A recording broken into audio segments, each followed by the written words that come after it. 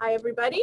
Welcome to A Branch of Laurels. I'm Shaxi from Ontier, and tonight I have invited my sister Sarifkin to co-host with me. And our guest is Count Brian Winterbourne from Atenveldt, who is a knight and a laurel and a landed baron. So welcome. Yep.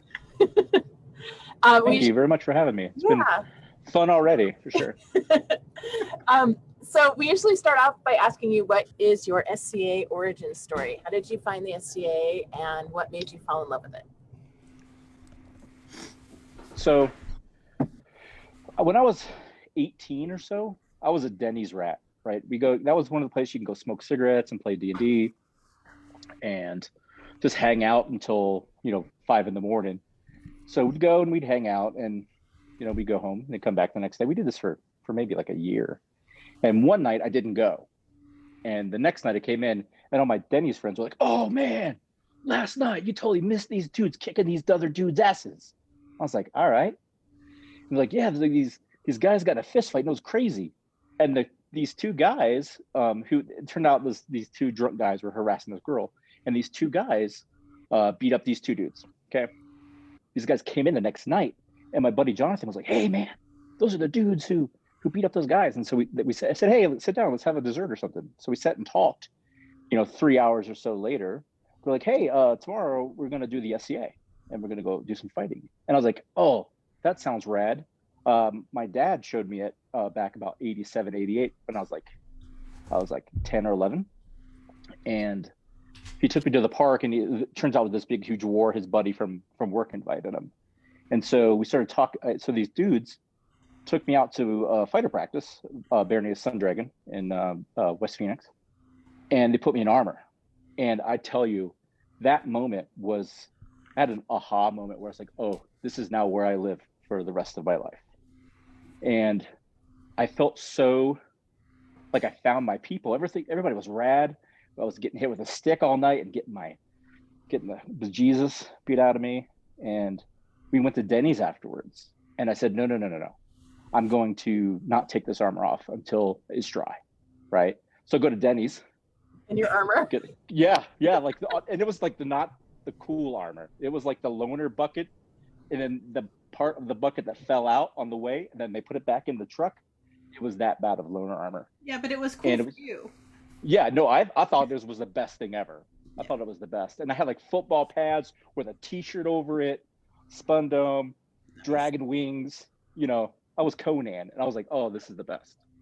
So ever since that moment, I hung out with these two dudes, and one of them is now on Ontier, which is Sir Lee, and another guy, his name's Eric, and he doesn't play very much anymore. But those two guys introduced me and pretty much clothed me. I was a Denny's rat, and in fact, I was homeless. I was couch surfing. So I met all these rad people in the SCA, and they're like, "You need to get your own place. You need to figure something out." And I was just living from couch to couch. And then once I found the SCA, I was like, "Man, I want some armor." I was like, "Wow, this stuff's expensive." So I kind of get my act together. One of the guys in the SCA gave me a job, part-time job at the mall, Duke Phelan, now Arius. And then I just started going to practices all the time, getting my own armor, having a great time, meeting the most amazing people. And that's pretty much the origin of how I started. So you're totally one of those people that like the SCA saved your life, kind of. We're, through our conversation tonight, you're going to see how every aspect of my life I owe something of the SCA to.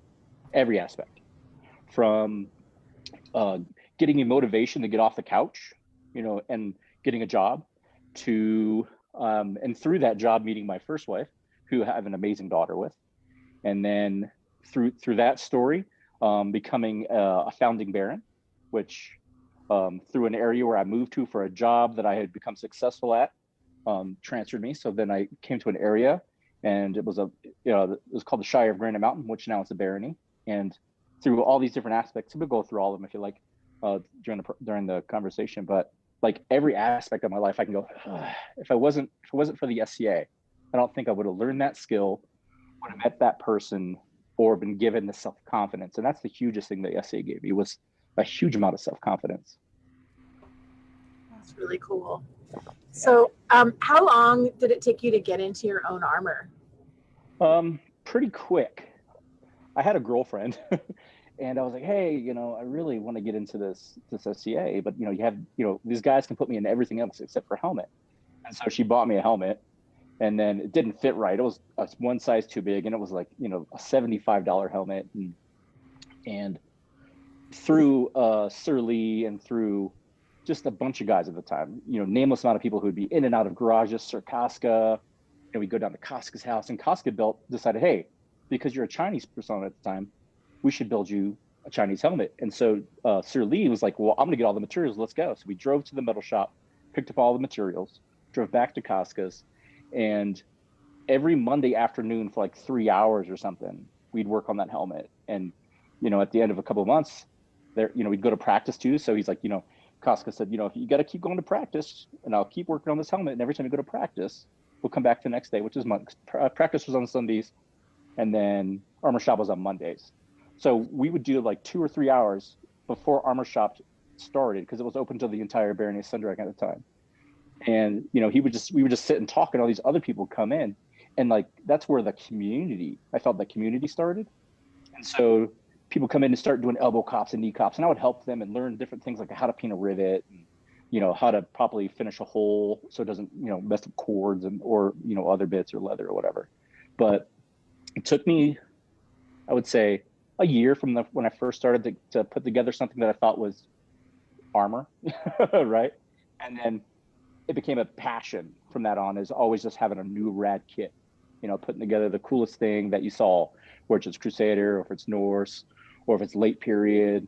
I would just put together, through the 20 something years I've been in the club now, put together so many kits of armor that, you go to the garage and, you're kind of going through a box of armor to get to the thing that you think you have. And you remember you loaned it to some dude 10 years ago, and you call him up and he still has it. So you're like, all right, cool.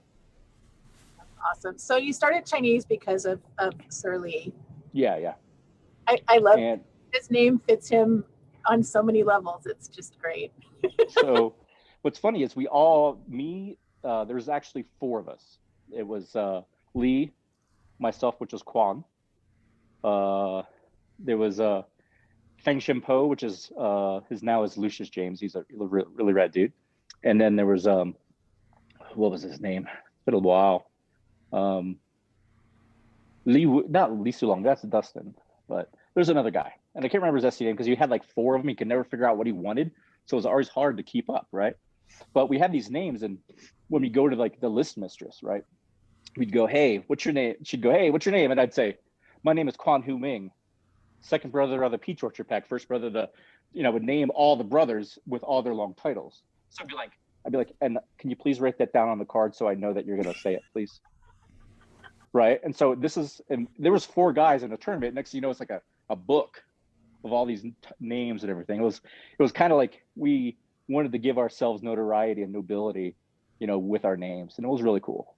But yeah, Dustin gave me the spark about Chinese history, Chinese persona development, Chinese clothing.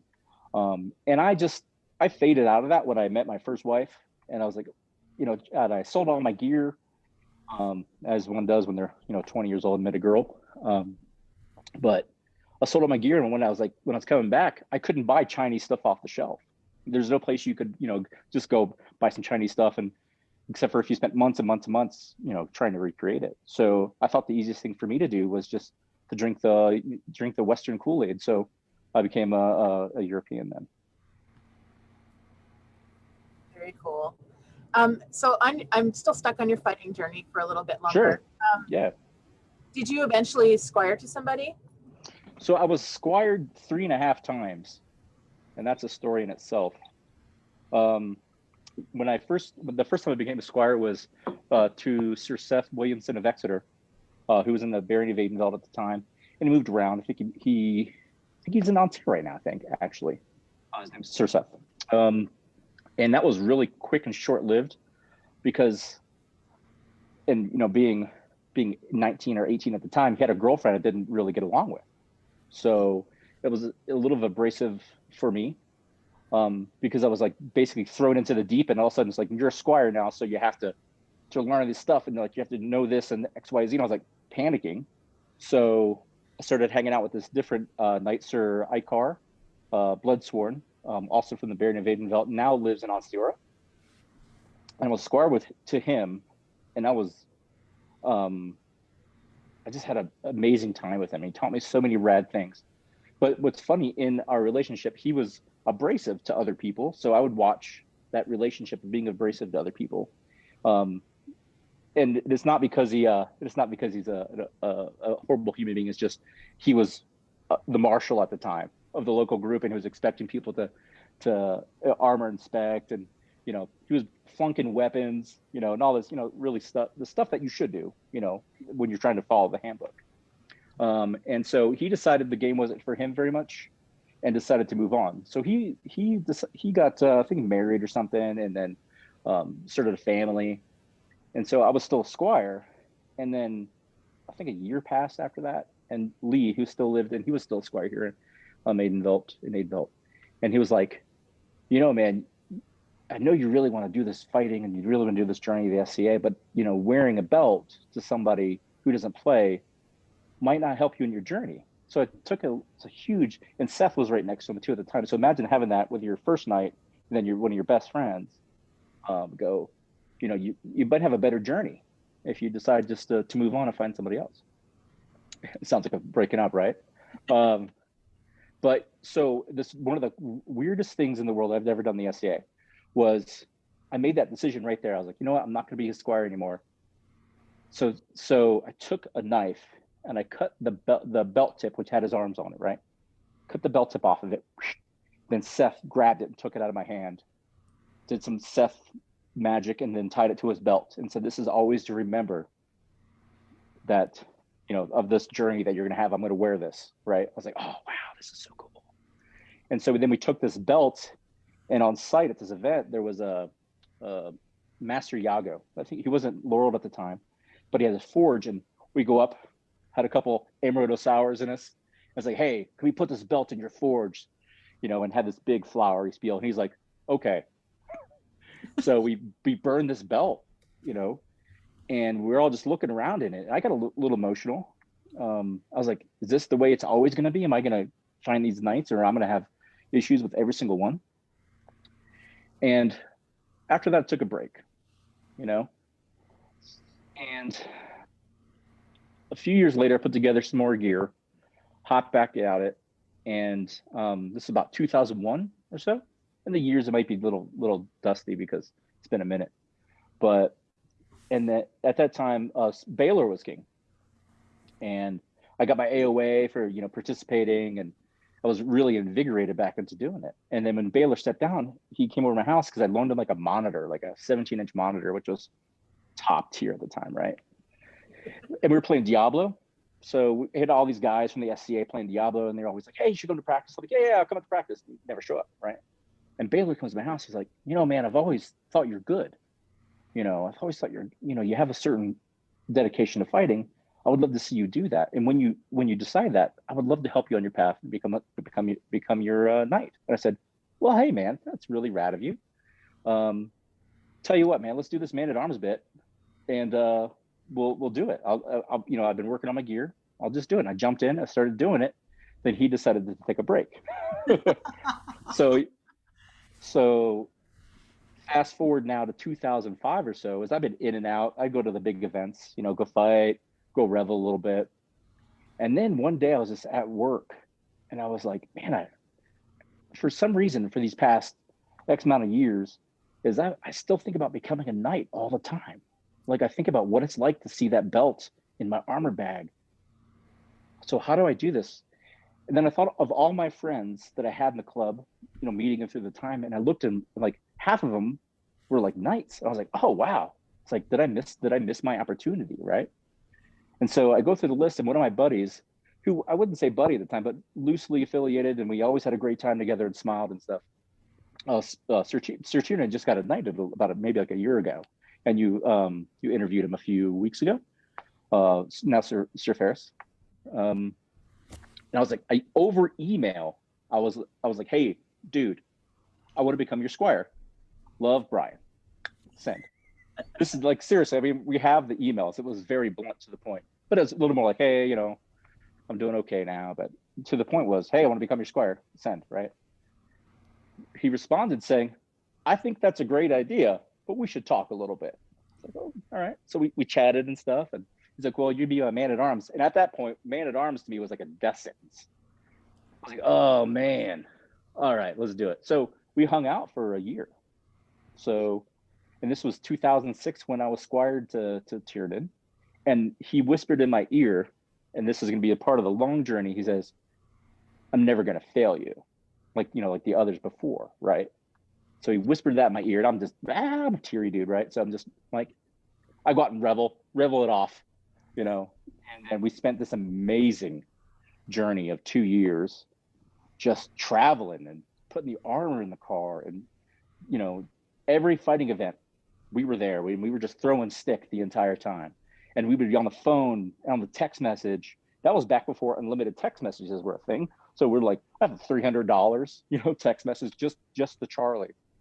And 2 years later, 2008, I was elevated to chivalry at Crown List, no vigil, and so it's great because I'm not really into vigils.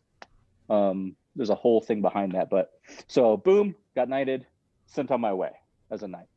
So my fighting journey, as soon as I found the like-minded people that, you know, always thought about how to best, you know, throw this efficiently, or introduce somebody who did something better. So I found this community that was almost above the salt, you know, where is 10 o'clock at night, you could say, hey, I'm working on something. Boom. Next thing you know, you're on the phone, you know, discussing when you're going to see each other the next time to practice, or, you know, who's going to drive the 300 miles to work on this. And once I found that community, I was like, it was like that click where I had it when I first put it in my armor, you know, and it was like, I found now where I live. And then I said, yeah, I found who I belong with, you know. And still to this day, there's people, you know, me and Rifkin from those moments where we were fighting together, you know, we could say, hey, this is exactly the year almost, you know, this is exactly the time, you know, and we can reminisce and go, oh yeah, that's where I met you. All right, cool. Because of that community, because of that hardcore roots of the SCA fighting community. It's you know, Thanks, it's Sean. where I belong with. Yeah. And Sean too. And Sean's been a huge proponent and just a, you know, comrade during the whole process. Even when I was a non-belt, you know, I'd fuck up. Oh, was that all right? I just dropped the first F-bomb. No. All right, cool. You know, I'd mess up, and my knight would send Sean at me, you know, and Sean would find me at 3 o'clock in the morning, sit me down and be like, hey, let's discuss a bunch of stuff. And I'm like, cool, let's go. And through that mentorship, became an awesome friend, you know. So I got the kind of that community is the people that you're mentors now become your friends. And then those friends help you be better mentors to the people who want to be a part of that community.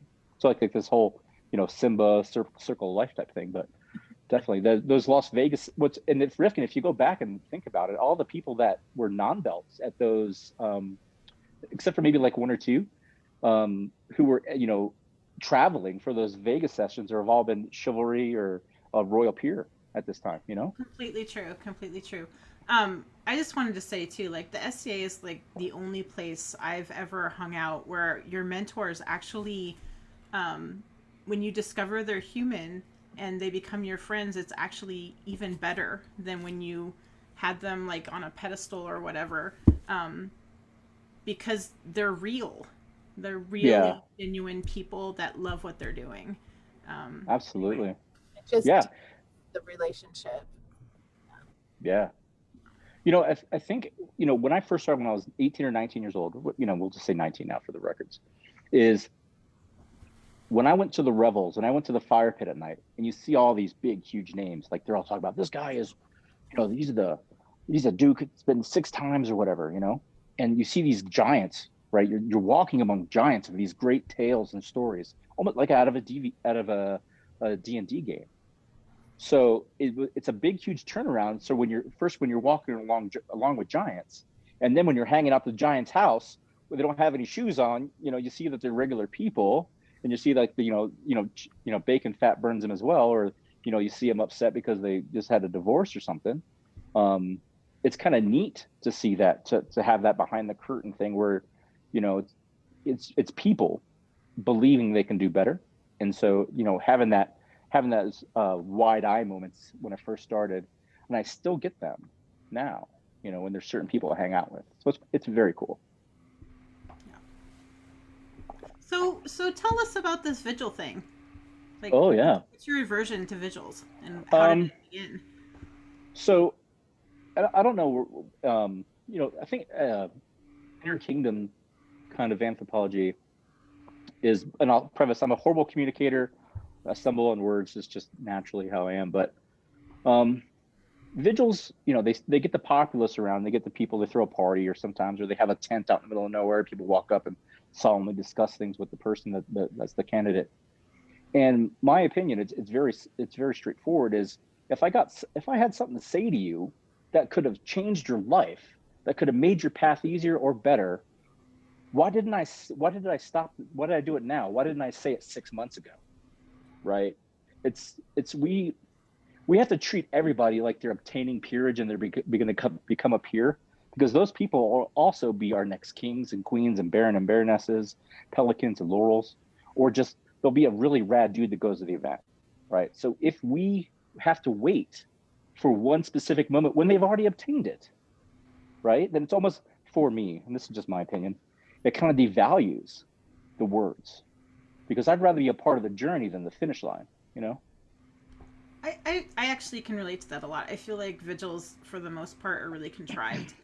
And that really, if I was involved on your path, we've already talked. Yeah. Yeah. Like when I was elevated to the Laurel, I just had a party. We hung out at a friend's house. We set up a bar. We had all these foods, and I had a table. And I said, I just want to sit and chat with people, talk with people all night. And we drank a bunch of beer and had the best food in the world. And it was just a really awesome night to spend with friends.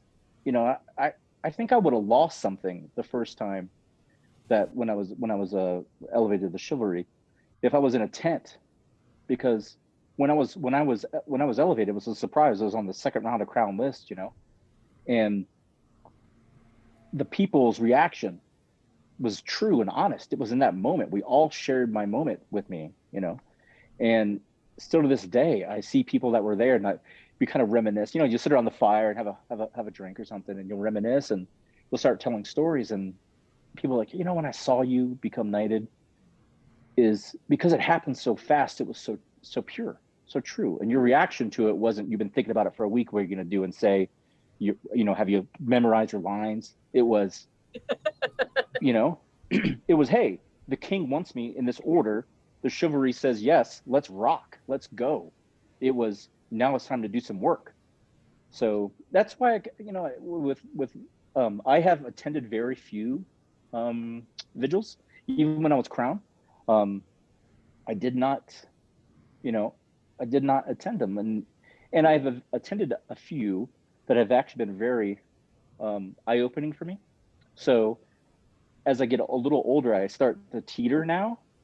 My opinion changes a lot, which is, it's going to, but I still feel if I had something to say to you, or somebody did, that's going to change your life or change your path to become a member of the peerage, or any peerage, you had 6 months ago to say it. So go ahead. You go ahead. I was just going to say, I have to know whether you tanked in the tourney after you were knighted or not. So I know exactly the order of rounds too. So okay. So I had this big, huge crest with these big black wings, and I had like this beautiful armor that one of the local ladies, now Mistress Elsbeth, sewed me the surcoat, with the baronial badge on it, and I was just feeling top. And I had somebody painted me a shield that looked like an effigy, and I was like, everybody poured their energy into me, and I felt that, and I had my entire shire processed with me. So it was a big, huge day. And so we're out there in Atenveldt at the time. We all the shiv lined up on one side, and all the non-belts lined up on the other. And then the non-belts by OP picked who you wanted to fight. So and this was my first Crown list too. So I've never fought in Crown. And so I'm sitting there, I'm like, oh, pumped and jacked up. Oh, this is going to be the best. Oh, I'm just going to have a good time. And so they picked one dude. I'm like, cool, that's not the dude I wanted. And then next thing you know, it's my turn. And I'm like, oh, yeah. And I walk out and I pick Count Jonathan Crusadine White Wolf the Younger. And he said, he looked at me, put his hand on my shoulder, you know, and this is a guy who was knighted at 19, Viscount of the Sun, you know, puts his hand on my shoulder and goes, I guess if you're going to pick a bull, you pick the one with the biggest horns, huh? I was like, oh, I want to get my butt beat. Oh, yeah. So we go out and there's a photo, and I'm horrible because I don't have photos because all my photos were original film, not like digital now. But he legged me, pop, put me, you know, I'm down on doing a upper defense, and he wraps me so hard that my shield is in my neck, in my helmet. Right. The heater just bent, and somebody just snapped it right at the right time. Boom. And so I come out the ring, and I'm like, or the Eric, and I was like, wow, I just got beat real hard. Holy moly. And then the next round, they're like, Lord Brian versus Lord Thomas de Revel. I'm like, oh, yes, not a member of chivalry. And I see Thomas on the other side going, yes, not a member of chivalry. So we get out there and Thomas is elated. You know, we're kind of chit-chatting. And next thing you know, the king comes out, calls the chivalry up, and you see Thomas's face just drop. Oh, you're like, great. Now I have to fight a member of the Shiv, right? So I go out and I beat Thomas. And then I didn't tank after my first one, so I have one loss. And then I fought against a guy named Lord Eric, which was a great fight. And then I fought, which you have now, Duke Morgan of the Oaks, right? And he was, I think he was a count at the time. Yeah, because he won in 2006. So he was a count. And we had, you know, beautiful couple passes. And he just, you know, so eloquently just destroyed me and set me on my way for the day. So at that time, at the end of the tournament, there's always a Shiv circle. And so there's a tradition in our kingdom where the baby knight, right, buys beer for the circle. So I get out of the tournament, boom, I turned to my buddy Luto and I said, hey, can you go to the store and get 12 packs of Guinness, please? So he runs to the store for me, grabs beer, the circle's there, right? And all of a sudden I roll into circle, you know, 2 hours a night, boom, beer everywhere. I'm like, save the day. It was such a rad story. And on that is, and I ramble. It's part of, I just ramble when I go on with stories. But Duke Deaton, who is also living up with y'all now, he stands up and he opens the chivalry circle because the premier at the time, you know, in our kingdom. He opens it up and he's pontificating and saying all these words to have us to have a great circle, my first circle ever. So I'm watching all this wonderful stuff and my eyes just open to see all the positivity that we have in our circles in our kingdom. And at the end of the circle, Deaton walks over to me and says, hey, I don't really know you, just a heads up, but if you ever need anything from me, day or night, 3 o'clock in the morning or 4 in the afternoon, call me and I'll help you out because that's what brothers do. I was like, legit. So that was the story of my knighting right there. Wow. Awesome. So let's circle around to your Laurel path. How did you start down that path? So I have a non-SCA friend named Don. And Don, about 2003 or so, 2002, took me to a pretentious beer place. That's what I called it, right? Because at the time I was only drinking like Bud Lights and mixed drinks and stuff. And they handed this big, huge list of beers with really crazy names. I'm like, oh, I don't even know what to do. So he orders, you know, and does his thing. And I order, and I just pick something with a really cool name. And she's like, that beer is really hoppy. And I said, like a rabbit? And she's like, no, I'm going to bring you a sample. So I drink it. I'm like, all right, this is good too. I like this. So I ended up drinking all these beers. And the next day I woke up with this hangover. And I said, man, I really just loved all the flavors I had last night. I should learn to make that with low alcohol. So like I can drink a whole bunch, enjoy it like coffee in the morning, right? So that, you know, I brewed a little bit and that fad kind of died. And then back into the SCA through just meeting people as you do in the club, you know, is I met all these brewers. In our kingdom, it's Justin and Ivan, and so they start teaching me different techniques. I had this interest, but I really wasn't fully diving in. So they opened up their homes, they opened up their time with me, phone calls, emails, and next thing you know, I'm down this hobby of just making all these really rad beers. And the people that were around me were like, "Hey, man, you understand this process." Ivan and the people that I looked up to in the SCA of Brewers, they're like, "Yeah, man, you really understand the process. Here's some things to work on, but let's go with it." And so through that was years are irrelevant, I think, at this point, but I'm meeting all these other people who are just starting, and I'm able to taste beer and say, "Oh, this is a great idea for your process. Here's something that's a good best practice for you." And so it just grew into like this big, huge thing where it's, as my armor is over here, that's where I live. My brewing is here, and this is how I do, So a few years pass, and I got laid off from a job, and I'm homebrewing in my garage, and my wife, Leah, Countess Leah, says, "What are you going to do for work?" And I said, "Well, I'm gonna go get a job at Applebee's. I can hustle my charisma and wait some tables and stuff." And she says, "No, that's not good enough for you." I said, "All right, what are we going to do?" She said, "Well, let's drink these bottles of wine I have here. We're going to put together a business plan and figure out what you want to do." She said, "Well, what do you want to do?" And I said, "I want to brew beer for a living. This is what I want to do." So we sat up until 3:00 in the morning, drinking all these bottles of wine and such, and put together the business plan of a brewery that is, now open now, but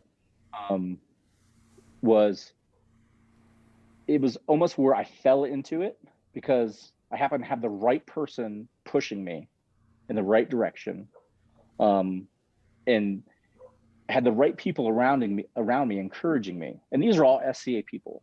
And I'll say this, and we can get to this at the end of this little tangent, but I never entered anything brewing during my time. I only ever showcased. And the way I'd showcase is I would throw parties, right?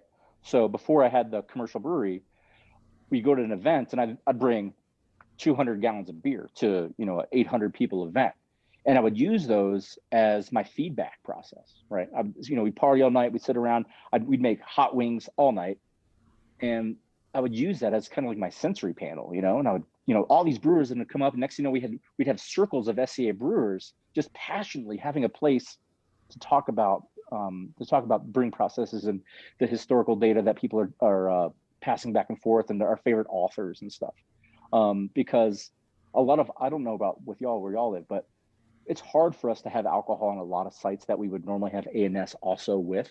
At the War, it's very easy because we know that people are going to revel and have a good time. Whereas at the church, they're not going to allow private alcohol, private consumption of alcohol. So brewing is always pushed in the corner and pushed in the side where we are. There's been people that are able to make it work, and thank you very much for hosting things at private residences and such, but it's almost where brewing has to be done down the street in the back of somebody's van, not brewing, but the tasting, sampling, and discussion, the oral dictation of it. So having these parties, these brewers started to come together and talk, and I've been a bunch of just rad brewers from all over too, from the West and Onsiora, the Outlands, and all the kingdoms that surround Atenveldt. And so during my time, then I opened the brewery, and I wasn't elevated until 2016, and opened the commercial brewery in 2013. There was after the fact and talking, I think as an order, they didn't know what to do with my level of brewing that I was taught in the SCA, right? I was taught how to brew beer. The thing right now that pays my rent, or pays my mortgage, pays the mortgage of 50 other people, right? Between two restaurants, and creates a lifestyle for all these people. That the SCA gave me that spark, that encouragement to keep following through with it and keep doing it and sharing it with people. Kind of in the beginning, how does the SCA affect your life? Well, if I would have never met my wife, she would have never given me that push to become a commercial brewer. And if I would have never met the people in the SCA who fed that fire and energy in me, I would have never kept doing it. You know, I would have just been like, oh, this is a cool little hobby. But I found a community like I did with fighting, you know. So when it became one of the things is when I opened up the brewery, my thing is, because I know that the SCA gave me kind of like where I'm at right now in my life, if you think about it, you know, is so, and this goes open for anybody that's listening. You can just email me or call me or Facebook's, whatever's, that if you want to come down and brew beer with me, you know, let's just come down. The brewery's open for people to learn, to talk beer, to talk about brewing, historical brewing, even modern brewing. So anybody in the SCA can come down and spend a day with me in the brewery and brew some beer, just because that's kind of how I give back, you know, spread that art. And also as a member of the SCA, if I find somebody that has now had that spark, I'm replenishing what has been given to me, you know? I totally. That's an amazing story. Yeah, it really is. I feel that debt too. I've learned so much of my art in the SCA, and people have given of their time and resources so freely that I feel the same, that it's time to give back for sure. Well, I think, you know, if I don't, I'm lucky in a way, you know, to have these milestones where I can point out and say, if it wasn't for Duke Arias giving me this job, it would have never got me off the couch and given me the money to get my own gear. If Sir Lee never clothed me, I would have never kept going and gave me armor that didn't hurt me. You know, if I never would have met my wife now, who I met through a friend of mine in the SCA, I would have never had this moment. So all these milestones, I can look back and go, you know what? This is critical to where the person I am today. Not even like the person I'm in the SCA, but the human being, the father, the local community leader. You know, if it wasn't for these milestones in the SCA, who knows? Who knows what I'd be doing? I mean, I could just be working in the mall, you know, hustling, trying to make a living. And there's nothing wrong with that, but you know, the person I am today is from these milestones of the club. Yeah. What is your brewery called? It's Lonesome Valley Brewing in Prescott Valley, Arizona. It's been open since 2013. It's a full restaurant. And I do what's really cool for like the nerdy beer stuff is I do 100% cask conditioned beers. So all the carbonation is naturally, and it's the historical method where you'd have a cask that's almost finished fermented and you'd seal it. I do that with modern kegs, right? But it's modern beers done with historical methods. So, and there's no modern automation.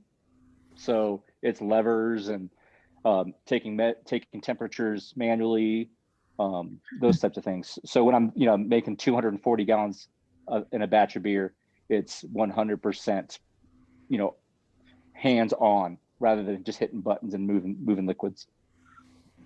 Awesome. That's really cool. So I did pull some pictures off of your Facebook. Cool. So can we go look at those now? Sure. I mean, I don't know what you have, so it could be an amazing journey for me too. Oh yeah. So I used this in Ferris's version in his interview. It's probably the earliest picture that's up there, right, of you in the SCA? There's another one on there, but this is 2006 from Kaid Crown, the one that Drogo won. And this is where I first had my first fight with Sean. Also where I had my first fight with Duke Patrick O'Malley. Yeah, I have this weird memory for stuff. It's really crazy. But so if you see, like, there's a tiger on my chest. That was my Chinese heraldry because I was the Radiant Tiger. And this is the current heraldry for me. And in the Canton, one of the traditions that we have, I'm not sure if other kingdoms do it, but founding barons are given an augmentation of arms of the barony they founded. And so that's where you see the Granite Mountain heraldry in the corner. Oh, that's really cool. I was And wondering. so, yeah, and so the heraldry that actually the Winterbourne name, because beforehand, before I won crown, I was Brian the Pious. And so when I finished and stepped down as a count, I decided, me and my wife were like, well, now we're a royal family. We're in the royal house. We should have a family name. And in our kingdom, I did the winter reign, so Winterbourne, and that's why the county's on there and stuff. And if you look at the faience inside, it looks like a snowflake. Oh yeah. Because we're also from the north of in Atenveldt, which is the snow part, where we have pine trees and forests. A lot of people don't realize that.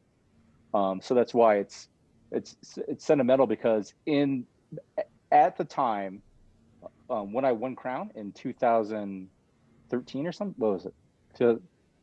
2014. In our northern Atenveldt, as we are as one state, I was the first one in northern Atenveldt to win a crown. So, which is why I changed my heraldry and created this new kind of persona, because I really love the inspiration that gave to people, including myself. So, That's a big deal. yeah. Oh, there we go. Oh yeah. So this banner was made by Lady Caradwin and this is 6 feet high by 8 feet. I think it might be a little smaller or a little bigger. But that heraldry was my heraldry before I had my household heraldry, which is the Winterbourne stuff done. So that's my heraldry as Brian the Pious. And the two supporters are my dogs, Ginger on the left and Sage. And the griffin on the helmet was Mistress Ari. I created, I recognized her as a Lion of Atenveldt, and so I thought it would be very fitting to have the griffin on my helmet on the banner that was processed as I became a Laurel.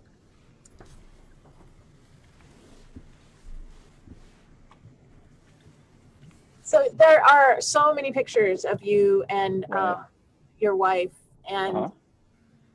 there's just a lot of love there. And so Right. I wondered if you could talk about your inspiration a little bit. Sure. So when I was Baron, because I'm now, this is my second tenure as Baron. I did 2010 when we founded the barony to 2013, and now just recently was invested in September. I met my wife 5 months after I became Baron with my best friend at the time, Her Excellency Natalia. And so when I was Baron, I had my Baroness, who was my best friend, and then I had my wife, or my girlfriend at the time, right? Who was kind of like always like, I don't ever want to say, she wasn't the Baroness, so she had to serve the court, she had to do different types of things.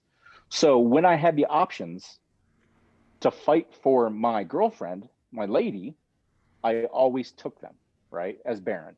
If there was a tournament and I had the option to fight for my lady, I was going all in, because this is, when I went off the feast, she had, she wasn't part of that administrative process of feasting, as Baron and Baronesses, where we discuss different businesses of our local lands and kingdom, etc. Right.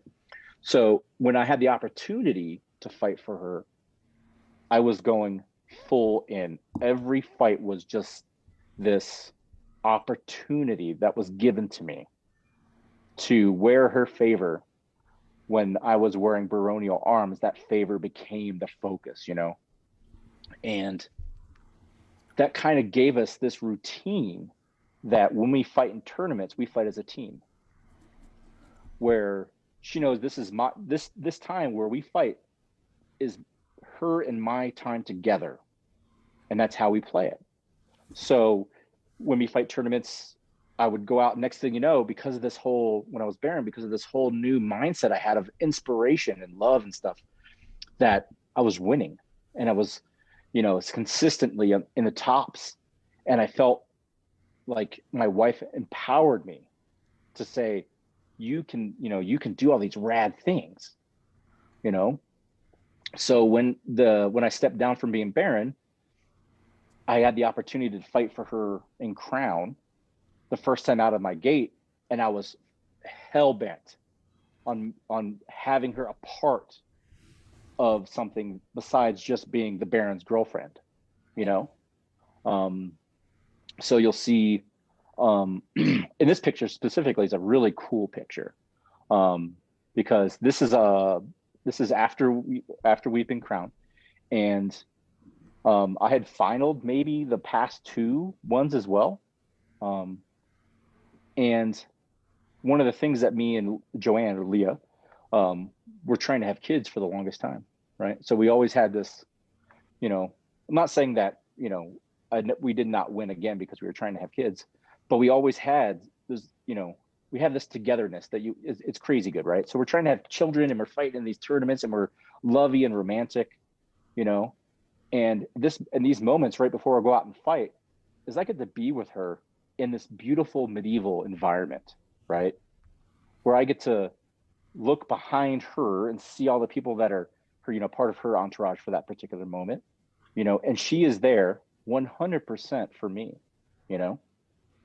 So it's these times where I fight for my wife, it's the not having the crown list right now for me and her, because of the pandemic and stuff.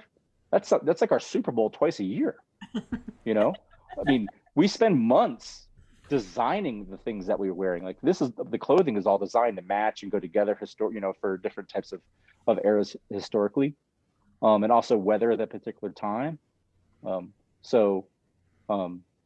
It's when I say one of the greatest things that I get to do in the club is fight for my wife, and everybody knows it, and because everybody can see it when we do. Yep, for sure. Yeah. Now we're going to transition into your Laurel. Sure. So it's funny, is this is my chicken legs, right? So completely. Right. So one of the things you'll see is, and we can talk about it, and this is one of the ways I'll be vulnerable, is I consistently fight with my weight, right? I'm consistently 50 pounds up or 50 pounds down, so you'll see that I have struggles too. Everybody has struggles, right? But this is just another example of where I'm a little thinner, and my legs were chicken legs, as I thought, right? So I said, oh well, we're gonna embellish them, because I found this really cool illumination of this brewer, right, that has the exact colors of these chicken legs and this big huge wooden scoop. So that scoop historically is a mashing scoop, it's transfer grain. So when I was elevated to becoming a master of brewing, I had this scoop, and that's Craven. Who's that? Craven, and then in Elzbieta, they're the ones who elevated me in 2016, I think it was. Oh, yeah. Yes, 2016. Yeah, and then in the front of it is an apron. It's a little half apron too, to signify that I'm working. So I've actually pulled a bunch of these. Oh, cool. So I have a story for everything. So like the chain right there, the chain that I'm wearing was a gift from Sir Sigmund that was gifted to him from Duchess Brigid from Kaid. And her name, I could be wrong. The problem is, no, Desert Bridget, sorry. Because Zippy went on this big, huge quest and then got that chain for me. And so I decided to wear it for that day. And then that chain is what we now call the chain of hope. Because when somebody's having a bad time, let's say somebody's like, their dog died or something, we pass that chain on to the person. So, and they wear it for however long it takes for reflection. And so, for example, now the chain is in Ansiora. That was Sir Vincenzo wears, because he was elevated last year, before the pandemic started. So, and I'll be getting that back next month, and then I'll wear it, and I'll find somebody who inspires me as a member of the Shiv or becoming a member of the Shiv, and they'll get that. Yeah. Yeah. That's Duchess Elzbieta, or her Majesty at the time. And in the picture, this is Ari, Mistress Ari did this. And that's a historical, reference of historical brewing or techniques thereof. And the cool part about that, the scroll, is in my restaurant for like the longest time we had this blank green wall, and so she drew the green wall in there too. Very cool. Yeah, She's amazing. rad. Another picture. Yeah, elevation. Yeah.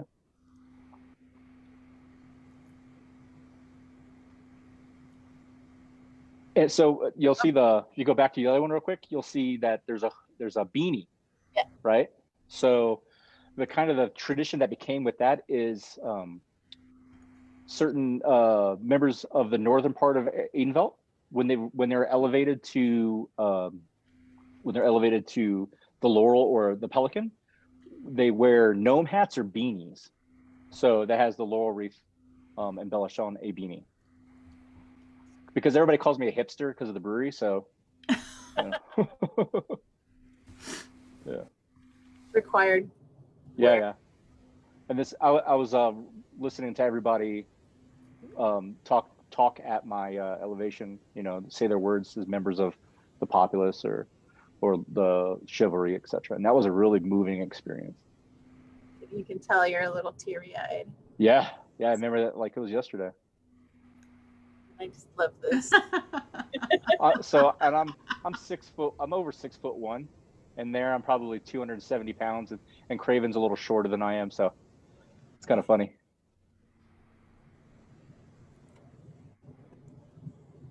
I like how you say he's a little shorter than you. It's a little bit, and that's just there's a gal who always tries to take my photo with me being serious, Sam, soon to be Mr. Sigrid.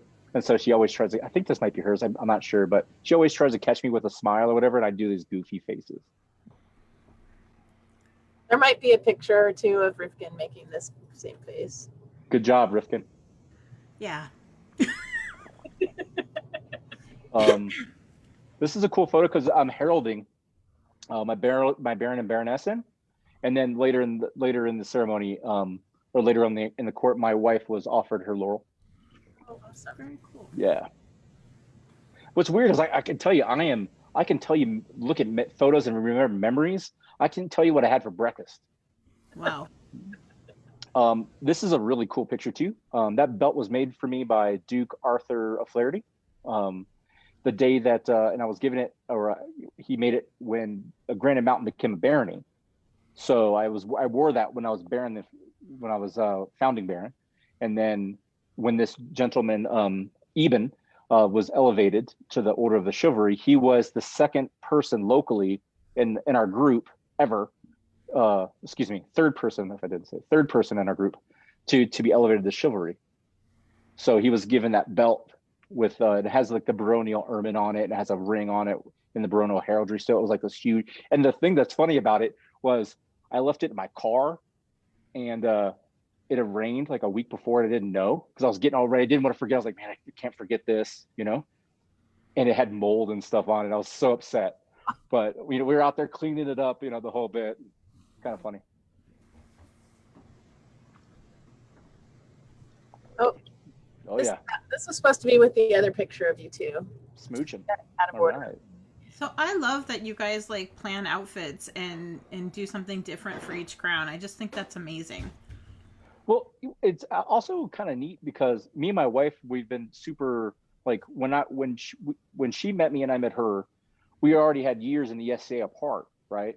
So when we're at events, she has her list of stuff she's doing, her people hanging out, and I do too. So it's almost like we will go kaboof and we go separate ways, right? Yeah. And we get back together. And when we do things for Crown and we were matching garb and stuff, it's a way for us, kind of, like I said, kind of to do things together. Because when I was Baron, when I had like the entire day from waking up until after feast, then court, 10 o'clock at night is now, she had to do her own stuff, so she wasn't really, I'm not saying she wasn't included because she was, but it's just, being Baron's different. But so when we had the opportunity to kind of embellish our relationship with fighting a crown together, we just go full at it. Yeah, I love that. That's cool. Oh, this is a great story. So right above the guy right above me, who's one of my best friends, who I've never would have met if I would not have won Crown, is Duke Lachlan from Monsiora. Right. I go to Gulf Wars my first time as Crown, and absolutely fall in love with a bunch of people and the environment of Gulf Wars, and just amazing people. And this is a picture of the Centurions of Monsiora, right? So a year before, we decided that, whatever, the people involved, including myself, decided to do this huge fundraiser for the Red Dragon Inn.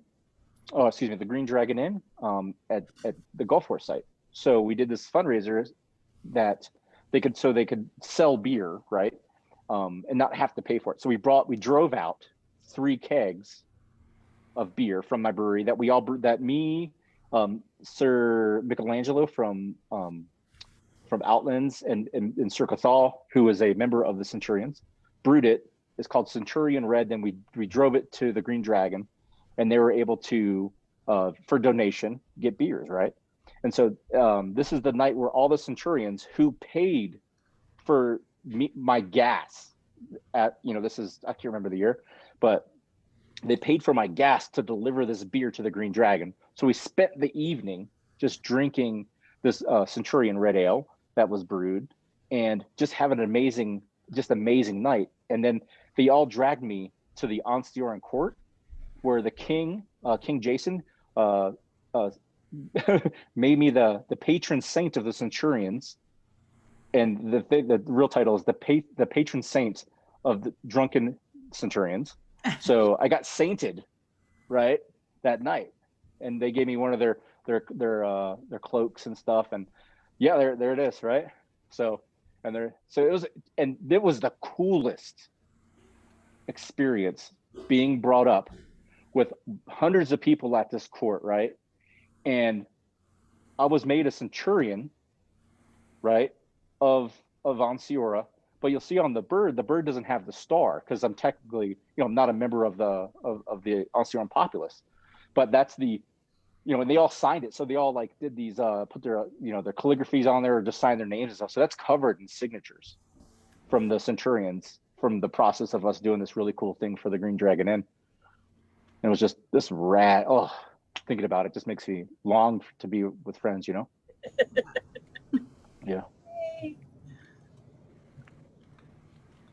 Oh, it's kegerator pouring beers, yeah. Yeah. That's an event. Yeah, it's an tent. You can totally tell. So one of the is what I do is I just leave my taps out there, right? And I put the beer kegs inside of the tent. And if you walk by and you want a beer, you just grab a beer. Nice. Wow. Yeah. Or if you're 21, of course. Oh, this is a really cool picture. This was done for a recruitment postcard, right? This is in front of the Lance Connect camps at Estrella.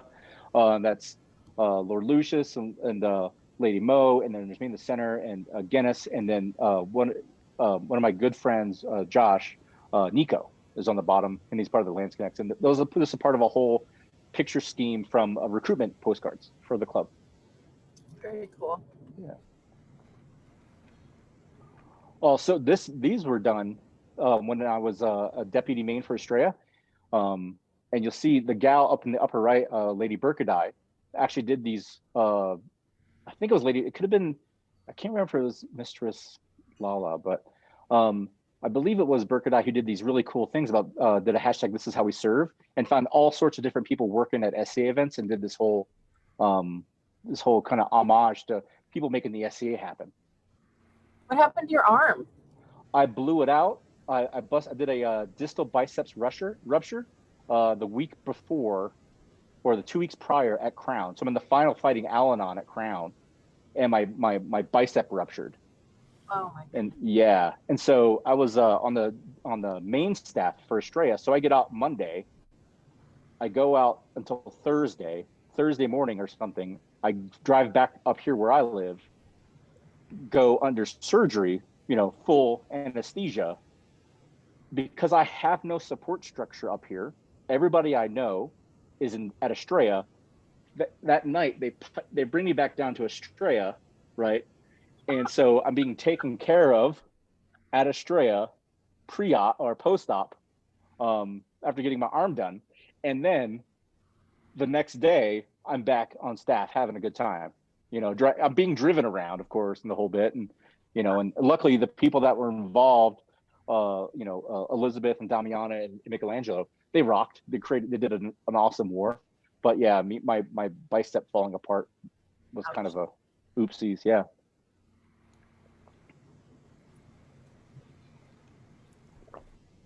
Another one of these great. And so that's Natalia up in the upper left. That was the Baroness who did a tenure with me, the first one, the founding Baroness of Granite Mountain.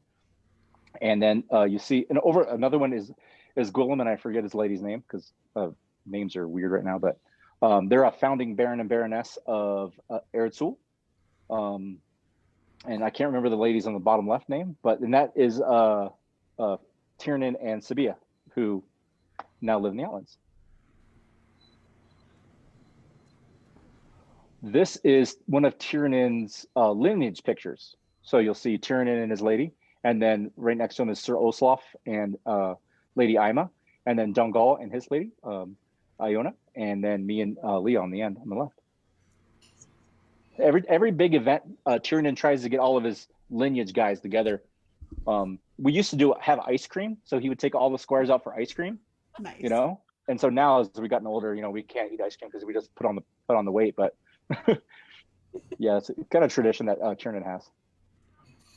So in every picture of you, like, you radiate joy. Thank you. Yeah, I'm lucky to be in the SCA. I don't want to be anywhere else. This is, I have the most amazing friends. I have people that I talk to every single day. When I'm in the highest of highs and the lowest of lows, I've driven thousands of miles to spend with people. I just feel like every moment's where I'm at. Yeah. This is another fine example of being around people that you love. You got Arius, Morgan, you got Zipser on the right, and then you have Casimir, with this who is now an Antir, right? So I'm surrounded by people that I just love, and it's like I'd spend hours with every day. Very cool.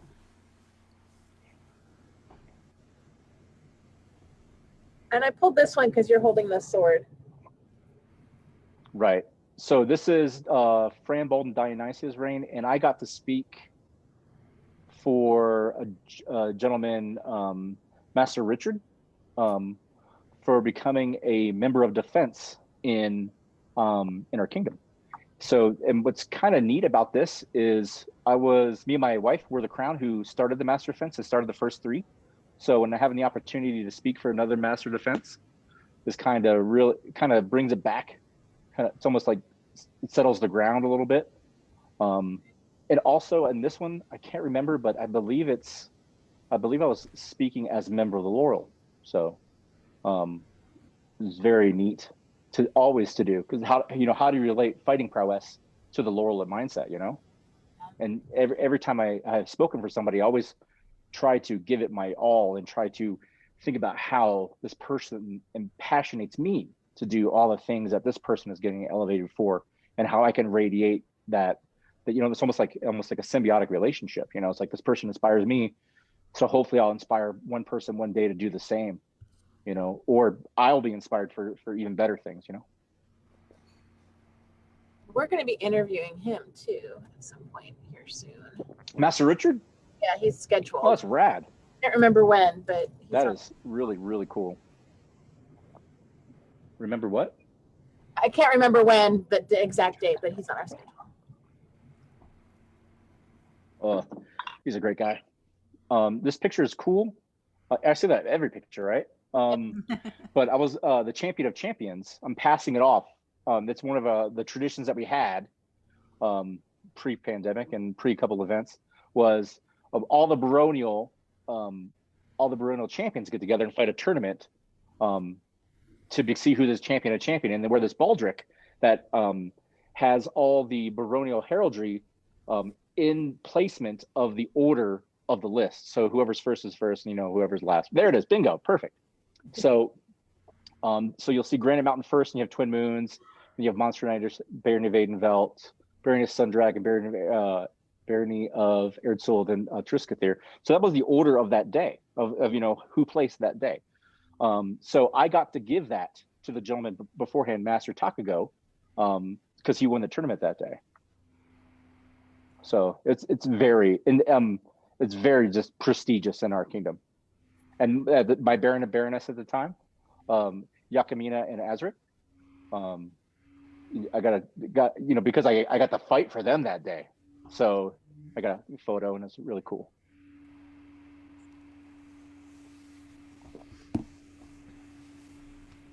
So I just pulled a couple random fighty pictures. Randos, yeah. Cool. So that's fighting what? So that's fighting Sir Nikita, who did very well the last crown. He was in the semifinals. Super great fight, super fast. And you'll see, so like we're just having a good time, and we were throwing everything we had at each other, and it was so much fun. And I've known him since he was like 15 years old. Oh, wow. So this is fighting His Highness Zipser. This is years beforehand, and this is a great fight where he bested me, and we just enjoyed it and smiled the entire time. And you'll see Master Takago over to the right, who's the guy from the photo, and there's Duke Arthur in the back giving that judgy Dookie look.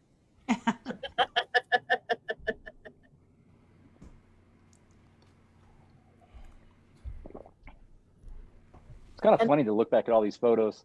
Yeah, and so just remember the moment. A series of, I believe, you winning crown. Yeah.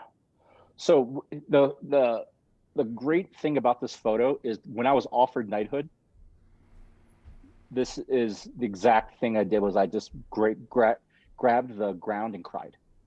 Oh. Because when I started, I never thought that I would become a knight.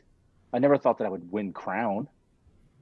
I never thought that like all these accomplishments that I've had in the club was going to be possible. Right? I never thought that I could be that guy. So when I've had these moments of accomplishment, I can't really hold my emotions back, because I just remember all the times I went to practice and I thought I was stupid and I wasn't doing well. And all the times that, because I fight or practice in my yard, and there's been times where I'm the first one out there, and there've been times where my squires are out there fighting them, and inside going, what am I doing, And so they drag me outside and fight me, right? But having these opportunities, I never thought, because I was just some dude from the west side of Phoenix, some dude from Denny's one night, and that's my daughter on the right, Emily, and then our good friend Gabriella in the center, and then Leon on the left. I'm all teary and crying, you could tell, but it was a great day. Oh, and the funny story is, they're getting into it, right? But the guy that I fought in crown was Thomas de Revel, the guy who I fought in my second round, right? Oh, isn't that cool? That's a great full yeah. moment. And he won crown a few years prior to me. So even though I became a knight before he did, right? He won crown first, but then I got to beat him in crown. So awesome. That's just an emotional time right there. Yeah. That's before I had a lot of gray hair, I guess. That's a phenomenal picture. And so, kind of bring us back to the beginning of our talk is the guy on the right, that's Sir Baylor. That was the guy I was man at arms to, and the guy who gave me my AOA.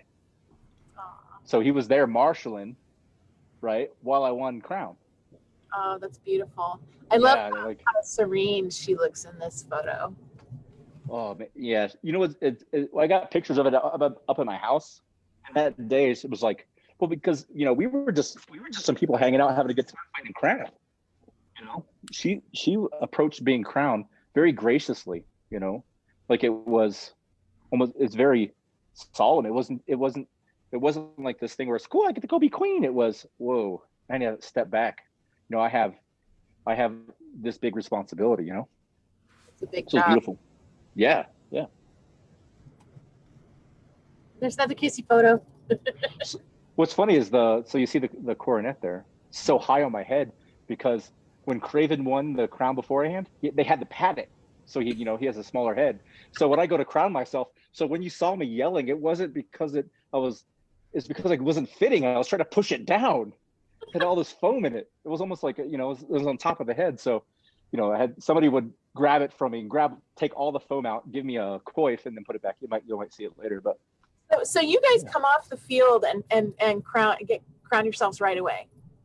So what happens is, boom, you drop the last blow, big cheers come up, the crown and the heralds come out, and then there's a moment where you take your oath as prince and princess immediately. Boom. There's no discussion. We space it out so that retinue actually has time to go and fit the crown to the new person's head and make sure that everything fits and works. We floor it immediately, just go. Yeah. So this is another fighting in crown moment. Whereas the green, so in Granite Mountain, our colors are black, green, and gold. So you'll see a lot of that it's just our local colors representing, a small rural barony.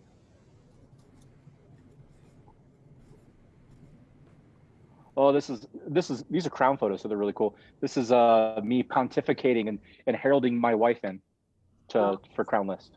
And again, so you've got a bitchin' matching outfit going on. Yeah. What's funny, I was gonna wear that hood tonight, but I was like, well, I will this one day.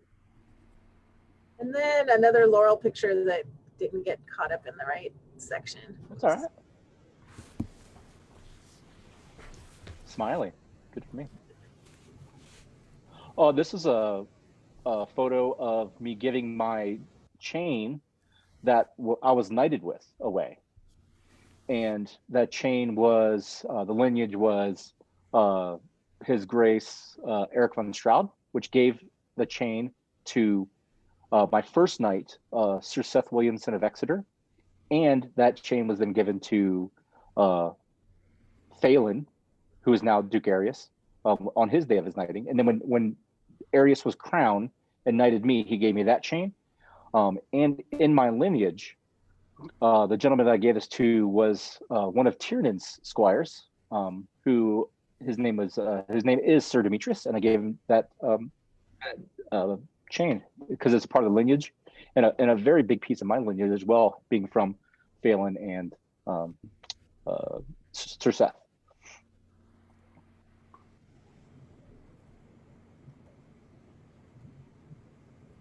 Those spurs I bought on eBay. After I was knighted, and they're brass, and we have this I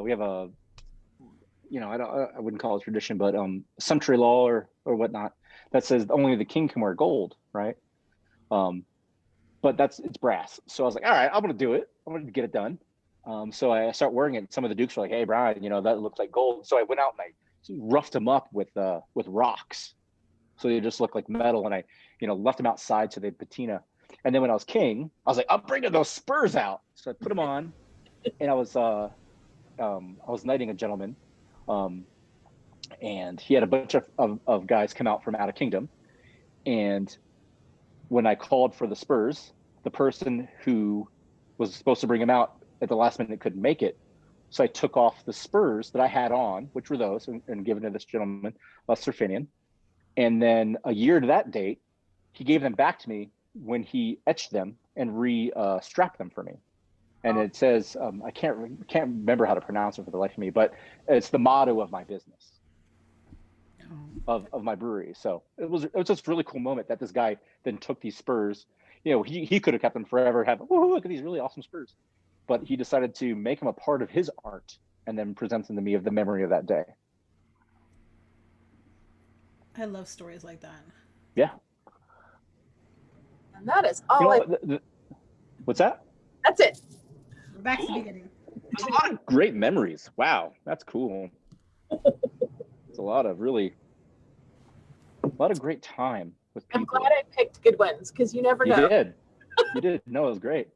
It's great. I mean, a lot of times people just pick, they do SCA stuff, and a lot of it is fighting, a lot of it's super flashy stuff, and Yeah. those are really intimate moments. Well, I might be a bit of a softie myself. That's cool. Yeah. Yeah. I like those intimate moments. Oh, Misty, do you have any questions? Because my brain just blanked out. What was the most surprising thing about reigning as king, and how was it different for you from being Baron? Let's see. Well, when you're crowned, your populace is so much bigger, so vast.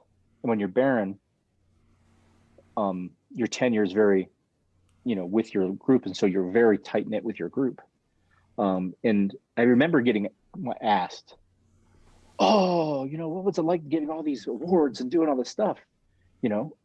And I was asked the same question as Baron when I was Baron. I was like, giving these awards and being part of the life is there was no difference between giving somebody an AOA, recognizing them as the master of the Pelican, or giving them their first baronial award ever. You have this intimate moment with somebody right there. And, because you're writing this scroll because you believe in what they're doing, right? No matter what, as crown or as Baron, or landed nobility of any way, is you putting your name on something that says, not only have you done really amazing things, but you have inspired me as well. So it's one of the greatest things to give back to people and say, don't forget, you're inspiring too. Like, I think that we look at our crowns and nobility in our club, and we praise and we cheer and we celebrate having those positions in our club, but as in those positions, we get to spend a moment with them and say, hey, you inspire me too.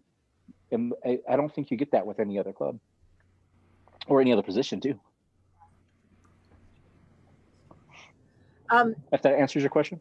Yeah. So Sir Valora asked a question earlier on. Who did? Valora. Oh, cool.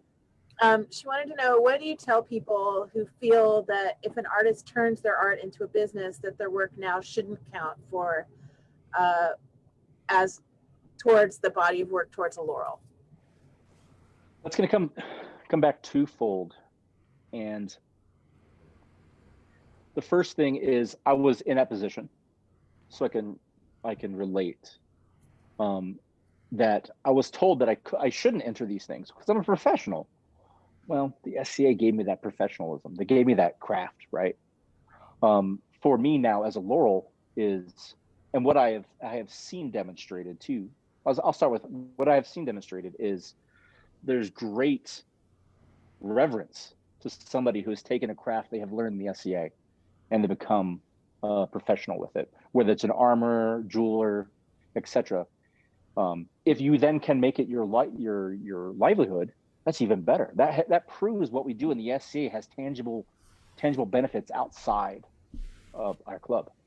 And me specifically, what's that? Doing it, and that you're a total badass at doing it. Well, I mean, if you think about it, is if let's say we learn how to do leather in the SCA, and then 5-6 years later, you're like, people shouldn't buy this from me. And next thing you know, you have a whole eBay store and you're making, $500,000 of volume a year. That proves mastery. That is beyond. That is saying, I have taken a craft and I have gone above and beyond what somebody normally would average doing in our club, right? But that doesn't devalue what other people do, because that journey of art, that journey of having the medieval mindset is totally different. Just sometimes there's some things you can make money on. Right. Some things are easier. There's a difference between being a modern artist doing a modern art and making a living doing that, and trying to fit it in the SCA milieu and doing a period art in a period manner. And I mean that there are distinct differences, and knowing how something would be done in a period way, the way that you do with it. That's different than being, if you were just owned a completely modern brewery that came out of modern education and not the SCA. Right. I think that for when I'm in the Laurel Circle and I'm discussing candidates, we're discussing current current business within the circle, is I try to take the art, the physical, tangible, or viewing, for performance out of it, and look how the person approaches what they're doing, because they could do anything. Every month I'm going to have a new hobby. Every single month I'm doing something different. And to be at that level of artistry in our club, it is how you approach it, not what you're doing. So when you have somebody who does, let's say, we'll use you, beautiful garments, beautiful pieces, right? But I bet you would approach, let's say, medieval makeup or something, right? Of any era, with a certain view and a certain touch to that art. That is what I think that is what makes Laurels. It's not the art, it's not spinning, it's not sewing one thing. It's the medieval mindset, it's that view. And so when somebody gets to make money doing that, you kind of have to even take that art farther out, because it's easy to go, well, they're in a business, like especially SCA merchants, right? Which has if you're playing in the SCA and you're a merchant, that's almost the worst job, because you're stuck in a booth trying to make your living, trying to pay your rent, and all you see all your buddies living the dream, So, long tangent short is remove the art from the person's mastery of doing art. Remove that one thing and just view them as an artisan or a craftsman. I love that. That's really cool. Is there anything that we haven't covered that you wanted to talk about tonight? Not really. I mean, I just had one of the things was seeing the photos, because when I see the photos and I just go, oh, I remember that great day. It was cool. But to go back and relive those memories is a moment to be cherished, Cool. Yeah. Do you want to do the final 10, or do you want to look at Let's look at your sword. Oh, we're going to look at the sword. Cool. I'm drinking tea, Earl Grey hot. That's my lady's mug, so I'm throwing my homage to my lady. All right. Sword. What do you want to know about it? Okay, so you use a lanyard, not a trigger. This is I don't use it. This is a Marshall pacifier. Okay. So when they say, do you have a lanyard? You go, yes. So I don't like twirl it up and get it all tight. I just put it on so the Marshal stops talking to me. Make sense? Yep. How long Pardon? Oh, go ahead. Okay. I used to use a trigger, and what that did was it made me choke up always on the top of my sword, and then got a longer trigger, and then that made me just stay on the bottom, because that's where I had pressure from the fingertips. So I said, you know what? I'm just going to move up and down the handle and just move around and just utilize it where I want to at the time, rather than being handicapped by a piece of leather. Now, I don't know if that's right or wrong, just something that, what I do. I don't think there is a right or wrong. I think what works for you is it. Yeah. So how long is your sword? 36 when I do a thrusting tip, and then 37 when I don't do a thrusting tip. And they're all balanced in the same spot. And what I do is I put some heavier tape, like pipe wrap here, until I find about right about here. So let's see if it's there. About there. There we go. And I usually put a piece of tape to mark where that's at, just so I know that the sword has passed my verification. Because I have there's 40 swords in my yard, scattered, because of dogs chew them and pell work, and people come over and just start hitting things. I have no idea what you're talking about. Right. But I use when I use Master Eric Rattan, so I get him up on the YouTubes or the internets, and I say, send me really dense, heavy rattan that's light. That sounds really weird, but it usually sends me the perfect stuff. So dense rattan that's heavy, that's light for its size. So 1.5 inches. I shuck it down a little bit, get those the brown bits, a couple layers of strapping tape, layer duck long, and then sweet spot marked. And that's a training tool that I use. So when I'm in the guard, is I should always see my sweet spot, because then I know I have enough sword travel for my shots, because I do a lot of my shield theory is it looks pretty, it holds your heraldry, right? And the way you know your shield's not working is if your opponent cannot see your heraldry. Every other, you always know your shield's working somehow, right? If you can see my heraldry, if you can't see my heraldry, my shield's cocked like this, you know it's not working. Heraldry working, not heraldry not working, right? So, and I do a lot of sword blocks, and all my game from here up is all sword stuff. So how do you decide if to put on a thrusting tip or not? So the thrusting tip, I think when I first started, it wasn't, you had to use the 2-inch ones on one-handed swords. So you had this big, huge Q-tip, right? So they weren't utilized. You couldn't use them. So after a while, when we started getting those low pros in, people started using the sword tip as a part of their daily toolbox.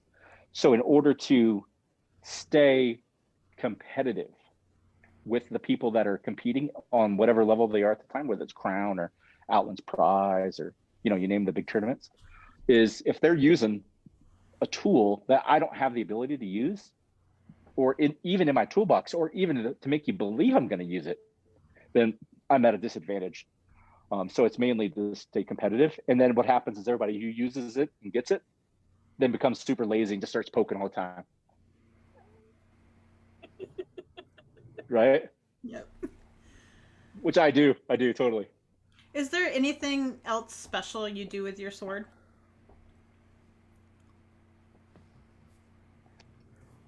I mark where when I shave the handle down, which all I do is just shave it until it feels good with a gloved hand, because the glove is going to add a little thicker grip to it.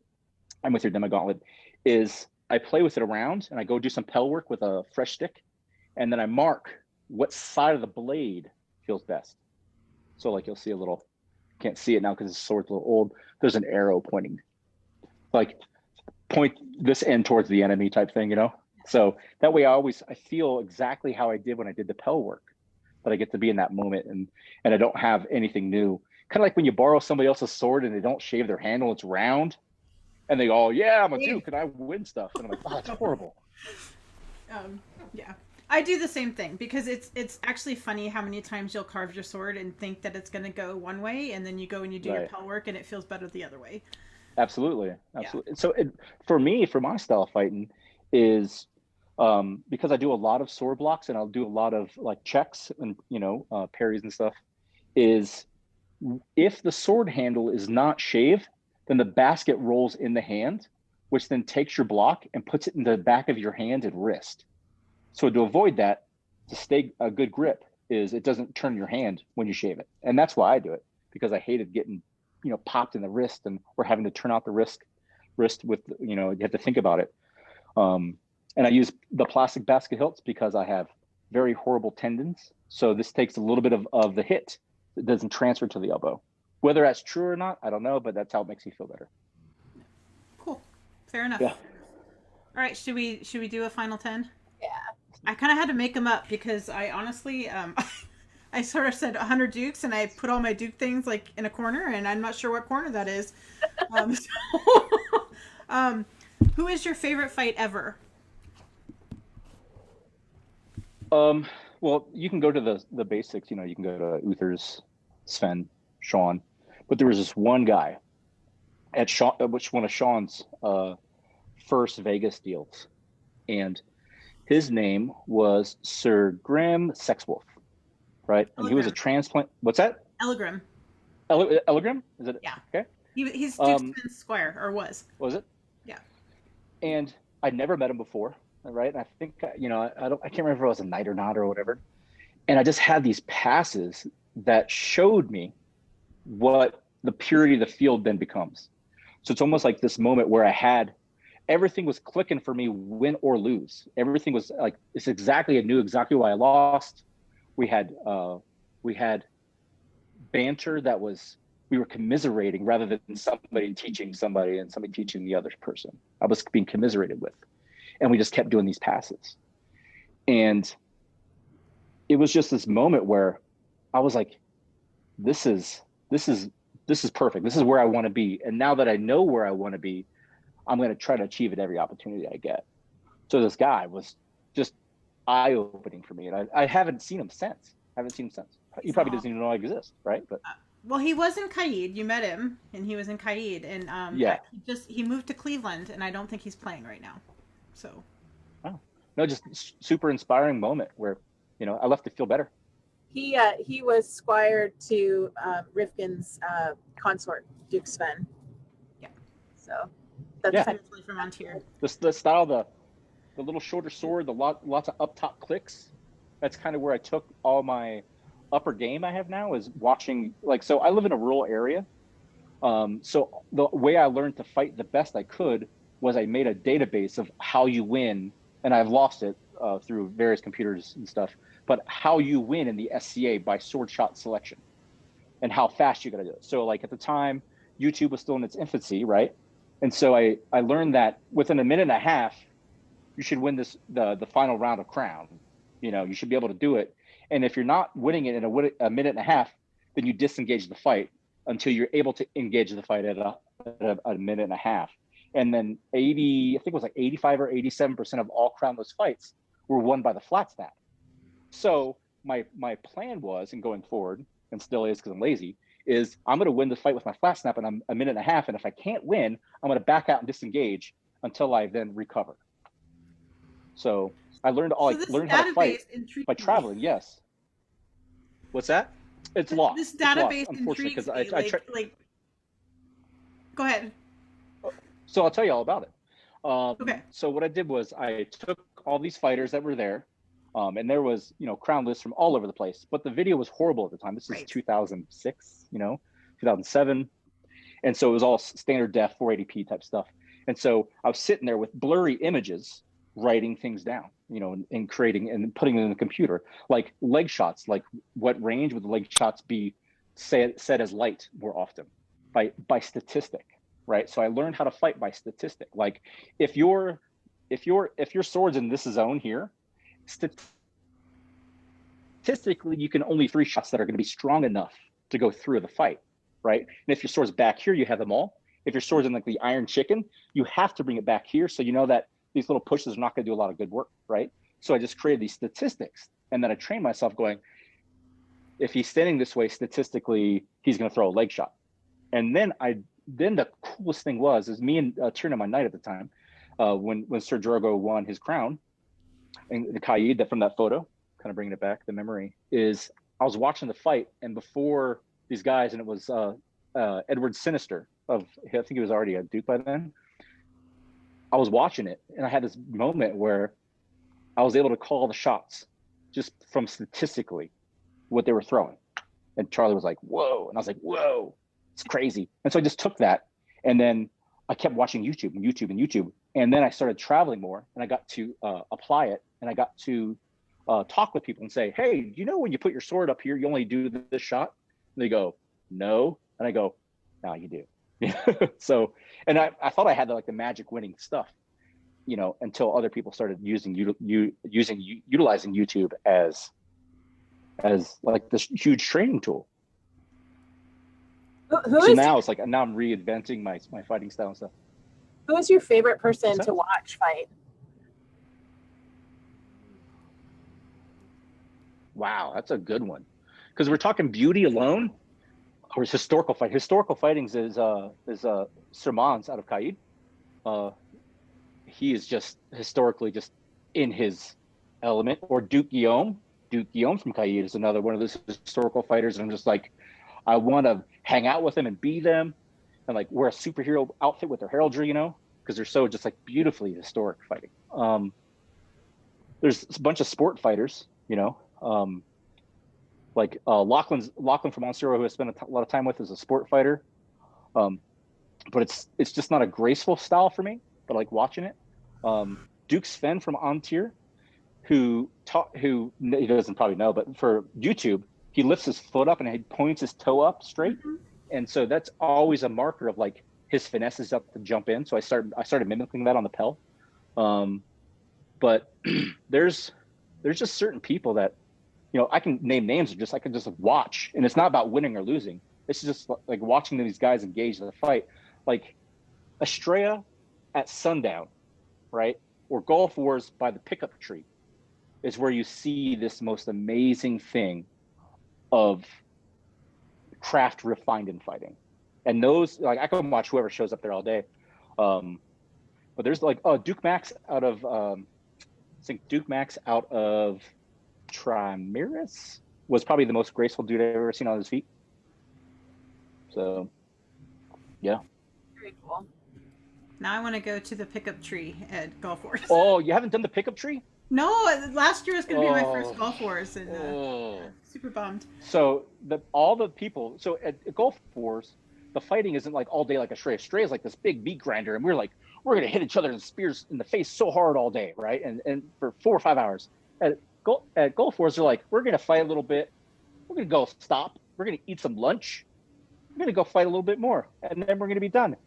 It's early, and all the pickup fighters go to this tree, and then they just sit there, and there's commiserating and community, and it's unlike anything in the world. It's like after Outland's Prize at Estrella, where this dude who just fought all day, just wrecked all these guys, and he's number one, and he won the tournament, and then he turns around and just walks right into the pickup field. Right. Because that day, when everybody's dusty and tired, we're all pulling things up from the bottoms of our souls to fight. And those moments, you talk about beauty of fighting, is like to put yourself out there on those days, to be in that pickup tree, to be at the pickup field after Outland's Prize at Estrella. Can't beat it. I'm a little wistful. Anyway. What? No. Well, I'll tell you, if you do go, I know a bunch of dudes. I know a bunch of people out there, and like I'll say, this dude's always on the tree. Like James Aholy, when he's out fighting, boom, he's so just a big brute, and he'll want to fight great weapons, which is a big no-no for me. But no, it's rad. And what's cool too is they have a bunch of their squires and a bunch of their non-belts. They're like, we're going to the tree. Let's give ourselves some renown today. So you have these guys who are like hungry too. So every level of fighting is there. Every level, from the my person's first war, and pickups and fighting nights and stuff. And same thing at Estrella too. Is there's no barrier saying you can't fight this guy at this level. It's just fighting in purity and just spending your time with people that are now, hopefully finding what I found, which is that level of community and camaraderie with people. And I can talk forever, so just shut me up. No, it's okay. What's your favorite medieval-esque or period movie? Arn. Simply because it opened up a lot of love for not necessarily being historically correct. And as I say that as a Laurel, etc., is I believe, especially in our club, we lose a lot of whimsy.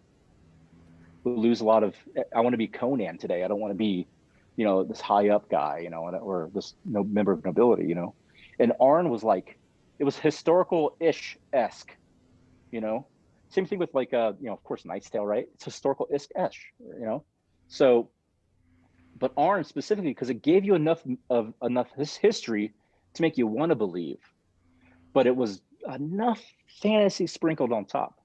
And that's where one of the things me and my wife do is she is fantasy, loves whimsy and mystical, magical stuff. And I'm a little stick in the mud going, I don't want to wear sparkly thread on my outfits today, So it's Arn's enough. You can see Arn, you'll see that it's enough historical, but enough fantasy based on historical. Like your wife. You should interview her. She's a hoot. She is a hoot. She, I'm sure she would have jumped in here by now, but she's out of town, so she's cool. Let's see. What book do you think every person on the path to knighthood should read? The Path of which one?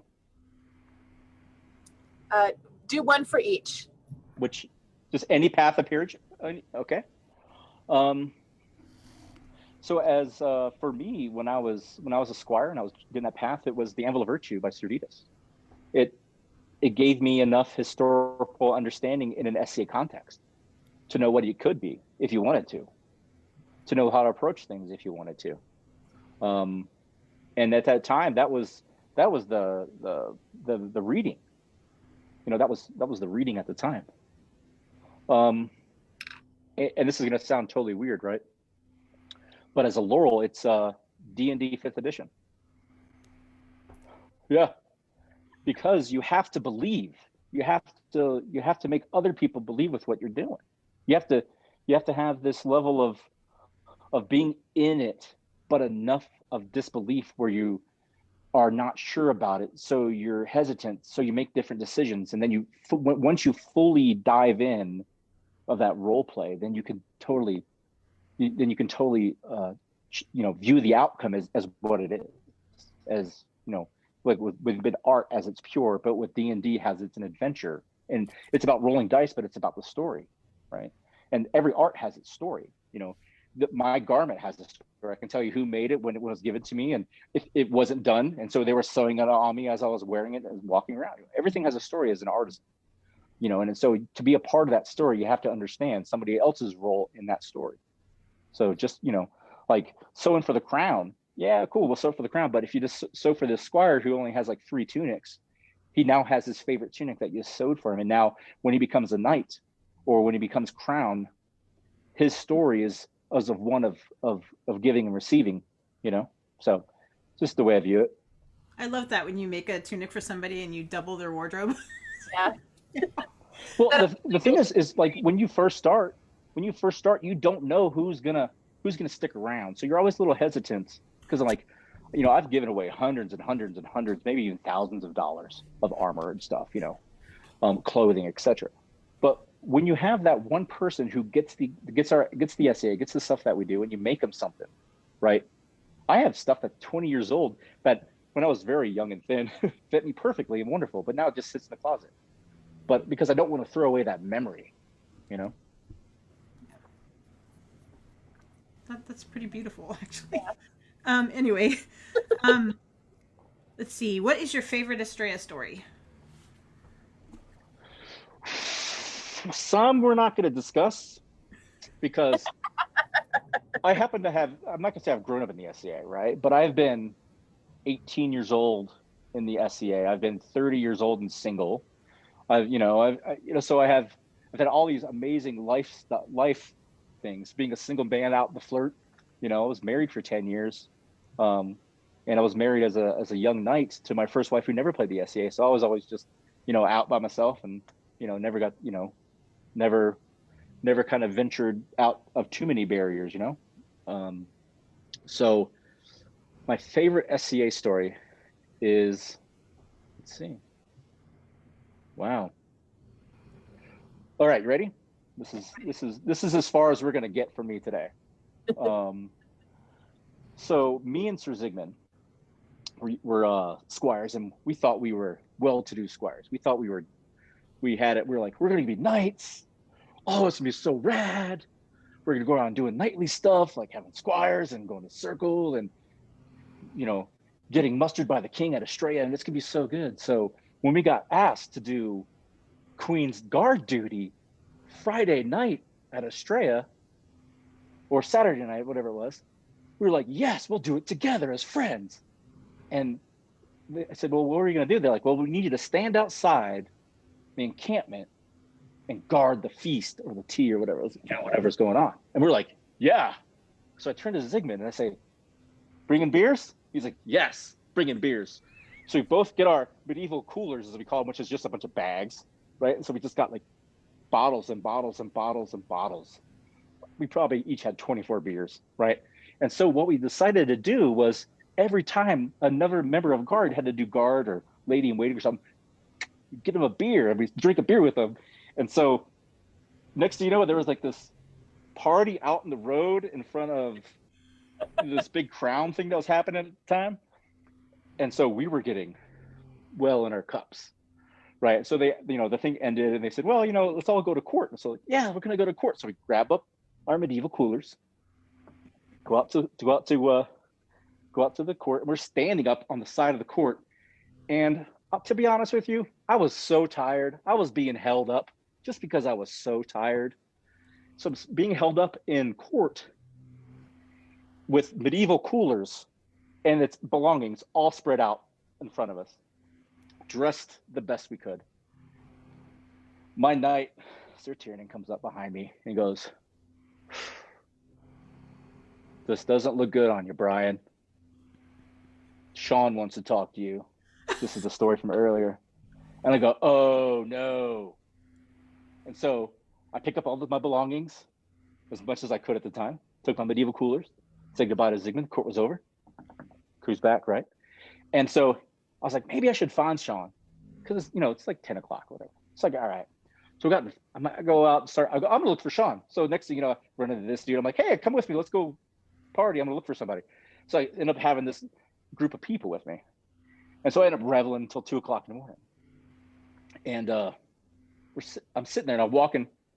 How I made it this far, I don't know, but I'm walking from one side of the event site to the next. And here comes Sean. Out. I can tell it's him. I know his walk. I know his boots. I know he wears his pants. I'm like, he's like, "Hey, Brian, been looking for you." And my soul kind of dropped right there. Not gonna lie. So we start talking about, he's like, you want to be a knight, you should look at this, you should look at this, you should look at this, right? And as we're talking, it's 3 o'clock in the morning. I'm shivering. And he's just talking to me. He's like, "This is what you got to know. You chose to wait all night, so I'm just going to let you know now." So we finish the conversation. We come to great terms. And this was like probably one of those, that milestone in your life, in the SC career. You're like, now it clicks. I get it now. Okay. And this dude starts walking by with a county coronet, right? And Sean's talking to me. He's all serious. And he looks at this dude and he's all serious. And he goes up to this guy and goes, "Is that your coronet, yours?" He's like, "No, it's my knight's." He's like, I was carrying it back and forth. He's like, and he goes into this guy and saying, "Hey, man, so heads up. This is the respect we should give this. This is the, how much time and energy that your knight put into this, coronet. And now you're just walking around with it, flaunting it." He took it off this dude's head, put it on his belt, tied it up, and said, "Think about that for a minute. Send him on his way." Oh. More eloquently, of course, right? And I'm just there like this the entire time, like, oh, this dude's in trouble, right? So it's just this moment where it was like he was talking to me, but he saw something that was so, like, this is something we base our game on. If we don't believe, of all the cool things we do, then what's the point of having these traditions? What's the point of having these reverences, So he just made sure that dude knew, this is not good right now. And then I saw that too and said, good reminder for me. Boop, boop, boop. So yeah, that's my favorite Asturias story that didn't involve, get in trouble too much anyway. I think you did get in trouble. But... Well, I mean, on a scale of 1 to 10, Brian trouble, that was probably a solid 3. It's Sean lecture trouble. Yeah. No, but it was seriously one of those moments where, and I was hurt that day by something else that happened. Somebody got knighted, and I thought it was my turn. So I was a bag of piss anyway. But having that moment and then turned around, and next thing you know, it's like it put me on that final stone of grinding, that little burr that was just getting in the way, and just. Very cool. Yeah. Do you want to stop there? That was a really good place to stop. Maybe. Sure. Okay. It's up to you guys. I mean, whatever. I think that's a good. I can just talk about. I can just talk about the SCA because I love it. It's a part of my life so much, Yeah. And we could listen to you all night, but we really could. Well, yeah, I'll tell you one thing. When we're back to being active and we're together in person, we'll have to do this as we would normally like to do, with behind a fire or whatever. Yeah, I'm looking forward to fighting you again because it's been like 11 years or something. Yeah, it's been a bit. I mean, I think that when we fought, it was Sean Chippendale wasn't knighted. Nope. Inga wasn't a royal peer yet. Nope. Kaz wasn't knighted. Yeah, Kaz wasn't. Nobody was knighted. Who was it? Viscount Einar from Montier was not knighted. He became a Viscount of Thierry, I think, right? Yeah, or Avocal. I can't remember at the time. But all these guys went off to do these things. When I say guys, I mean girls and guys, and the whole bit. But there's a couple guys who were knighted, like Thorfinn, who moved to Atlantia from Kaid. So, there's like, every time we do have one of those sessions, I now know this is the pool of which excellence can be picked from. Right. And that was a huge thing for me too, is like when I became a knight, I was like, I am now part of the pool that kings are made from. I was like, wow. And we have non-belted kings and stuff, but I mean, historically in our kingdom, it's very rare. But I recommend to anyone that if you everybody's invited to Sean's thing next year, but if you get invited and you can swing it, you should go, because you'll learn a ton. You'll meet, but more than that, you meet a ton of people, and your world just expands. Yeah. And your fighting will expand because you'll be exposed to a whole bunch of different people, views, and opportunities. So, yeah. I think what's funny is I met Count Oz from Kaid at one of Sean's thing, but not fighting.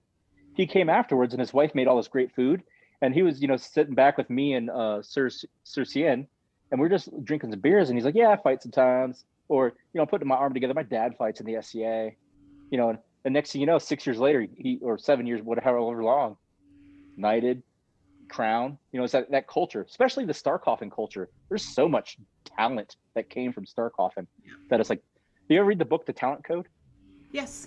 Okay, so that like explains like up certain areas where there's fighters that just like seem to bloom, or there's artisans that seem to bloom for certain areas. Like here is Tariska, there seems like the bloom of artisans, like left and right. You can't throw a stick without hitting a laurel, but there's certain areas and certain people who can bring that code out. And I think Sean, Uther, Sven can do it, can bring out, or Fanric and Conrad, they have that. They can twist and find your talent code. Like you can put it together and go, here you go. You can choose to use it if you want or not. Whatever. Right. Yeah. Right. But you got to show that you're willing to make the commitment, and sometimes that means traveling to them. So. Well, the thing is what I have learned, which may not be good or not, right? Is sometimes the commitment is somebody committing for you. Is somebody giving you their commitment. I have a squire named Wade, who is the first guy at my house for practice, because he goes, you know what? I love fighting you. I just want to fight you. I just want to hang out with you and fight with you. Or if you don't want to fight, I'm right here hanging out with you no matter what. So it's like he motivates me, right, to go out and go, oh, okay, well, I got to remember to put on my helmet or whatever, instead of going out there and just showing shots. But, it's like I think it's reciprocal, maybe, if you think about it. 100%. 100%. I have an apprentice that's that guy for me too. Oh, yeah. Your Wade is watching, and he says, "Oh, stop, Wade." That's it. I'm canceling practice. Oh no! Oh, sad face. Well, I think it's community. Community is the there's people who go to practice who bring their armor and then don't fight, and I think that I accuse myself looking back, going, well, they were there with their armor. There's a hesitation. There's something stopping them from putting it on. And so now as I've gotten a little older, and I say that, with as much as I can, but as I see that, as I go, you know what, let's go down a deeper layer with this person. Let's go down a little bit farther and figure out what it is. Are they afraid of what they look like in their armor? Like with me, I struggle with my weight all the time. There's times where my armor does not fit me at all, and I'm hiding. I don't want to be seen. So you don't know that when you're running into people. And I think it goes both ways with in the Laurelit too, is for me, is I have a saying that says, becoming a Laurel is the only peerage that celebrates introverts. So if someone wants to come out and fight, that person may be an introvert and may need to come to their own terms with fighting. Go, okay, well, I'm here. I brought my armor. That's step one. Next week is I'm here. I brought my armor. I put on my pads and my cup. And I think that, especially for being an area where it's not a hugely dense population of SCA people, is every single person that comes to practice or an arts and science night or where I meet them for the first time, I'm going to dig a little deeper just to see, at what they are as a person. I can't go, all right, well, one of these 10 people are going to stick around. I got to go, all right, hopefully this one person sticks around. So I'm going to put some time and energy when I can into it. And I think that's one of the things that creates my view of the SCA. Well, thank you for sharing Yeah, had a great time. and your view and everything. This was a total treat for us. Outlasted the fire. Oh, wow. We did. Yeah, that's great. Yeah. Now, thank you know, you see, for, at night, if this was at a war, we'd be going to. I was like, fire's done. Finally, don't put another log on it. We're done. All right. So tomorrow on the Sisters interview, we are interviewing Anissa. Okay. Gabriella is her last name. And she's one of those people that has a lot of names, but yes, Gabrielle is one of them. And she's an amazing Laurel. Yeah, cool. She's an incredible costumer. Equestrian. Horseman. 14th century awesome. Goddess. Yeah. She's really cool. So that's going to be a lot of fun. Thank you again for tonight. Thanks for letting me join. Yep. And good night. Night, everyone. Bye, guys.